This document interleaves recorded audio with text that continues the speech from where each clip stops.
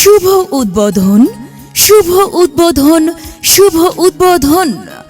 Icon ফার্নিচারের পানিউমদা শাখার শুভ উদ্বোধন আগামীকাল শনিবার বিকাল 5:30 আধুনিক ও ইউনিক ডিজাইনের ফার্নিচার ব্র্যান্ড এখন আপনার এলাকায়।